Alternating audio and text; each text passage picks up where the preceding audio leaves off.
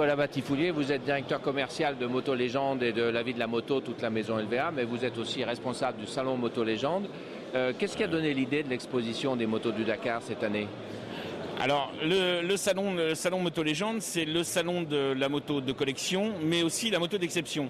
Alors, depuis maintenant plus d'une dizaine d'années, on avait des collections qui étaient très moto classiques, avec le point d'orgue qui a été, il y a 2 ans, la fameuse collection Battilani. L'année dernière, on est arrivé un petit peu plus sur de la moto d'exception avec une très grosse exposition Honda. Et cette année, on a voulu ouvrir un petit peu sur vraiment les motos d'exception. Les motos enduro tout-terrain n'avaient jamais été traitées en exposition. Donc c'est l'idée de. Je rends hommage à Christophe Ricci, notre régisseur général, qui a eu cette idée. Au début, c'était un petit peu compliqué parce que ça tendait vraiment vers le moderne. Et puis, chemin faisant, avec Daniel Adrian aussi, on a réuni une trentaine de motos exceptionnelles. Hier soir, il y avait Cyril Neveu, Hubert Auriol, les grands vainqueurs du Dakar. Oui, alors c'est ça. En fait, le Paris-Dakar a été une épreuve fantastique et extrêmement médiatisée. Oui. Et donc, la chance qu'on a en France, c'est que comme c'est une épreuve française, on a quasiment toutes les machines qui y ont couru et on peut les voir ici au Salon Moto Légende ce week-end. Oui, tout à fait. On a la collection personnelle de Jean-Claude Olivier, donc le PDG de Yamaha Motor France, avec vraiment sa moto personnelle. Cyril Neveu nous a prêté la dernière moto de Thierry Sabine, avec laquelle il s'est perdu dans le désert et il a imaginé donc le premier rallye raid Abidjan-Nice.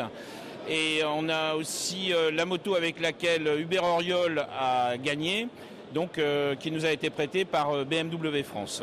Alors ça paraît presque une évidence en fait, mais on s'est aperçu hier soir, vous l'avez noté, en présence de tous ces pilotes, parce qu'il y avait effectivement Cyril Neveu et Hubert qui ont gagné le Dakar, mais il y avait aussi Fenouille, il y avait Absolument. Gilles Deseul, Philippe Bassard, Raymond Loiseau et tout ça. Oui. Et en fait, le Paris-Dakar, vu sous l'angle classique et sous l'angle de la légende, puisqu'on est au salon Moto Légende, en fait, c'est une évidence, mais ça n'avait jamais été fait.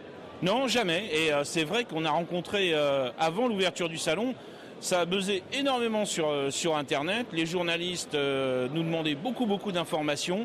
C'est vrai que c'est un hommage qui n'avait jamais été rendu à ces grands rallyes africains.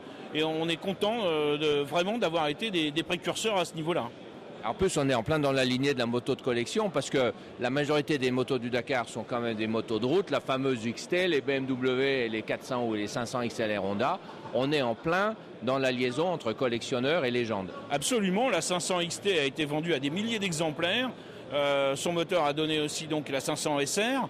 Et donc c'est vrai que tout le monde peut se retrouver quelque part dans ces motos. Il n'y a pas de souci. Eh bien, merci Nicolas, parce qu'apparemment, avec cette expo, on a encore un salon Moto Légende qui va être une réussite.